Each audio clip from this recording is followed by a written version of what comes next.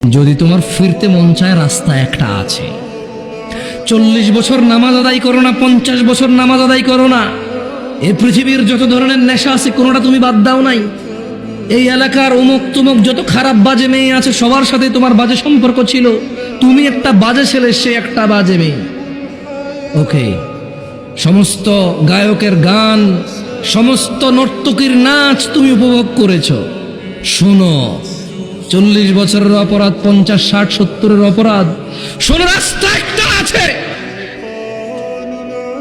ও বোন, ও ভাই, রাস্তা একটা আছে, আমি বলে দিয়ে যাই। হাদিস থেকে বলবো না যে তুমি বলবা জাল, দইফ, এইটা হাসান কিনা, সহি কিনা। কেউ তোমাকে বিভ্রান্ত করবে, আমি ওখান থেকে বলবো না। আমি তোমাকে কোরআন থেকে বলবো, সূরা ফুরকানের আয়াত থেকে। তিনি সুবহানাহু ওয়া তাআলা বলছেন, এই পৃথিবীর, এটা শুধু মুসলমানদের জন্য না, কিন্তু এটা শুধু মুসলমানদের জন্য না, এই পৃথিবীর সবার, সব অপরাধীর জন্য। তিনি বলছেন, ইল্লা মান তাব,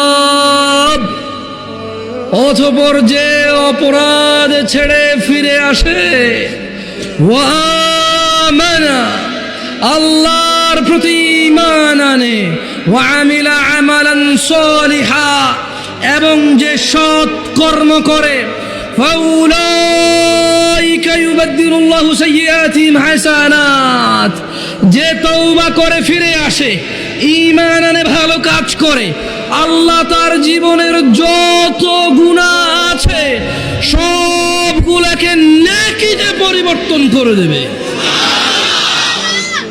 চয়েস ইজ ইয়োর্স, তোমার চয়েস ভাই, সিদ্ধান্ত তোমার। তুমি তোমার জানা নিয়ে মরবা, মদ নিয়ে মরবা, নেশা নিয়ে মরবা, বেনামাজি নিয়ে মরবা, নাকি সবগুলোকে এগুলো থেকে ফিরে এসে এই সবগুলাকে নেকির পাল্লায় নিয়ে আল্লাহর সামনে, আল্লাহর সন্তুষ্টি চিত্তে আল্লাহর জান্নাতে প্রবেশ করবো। সিদ্ধান্ত তোমার।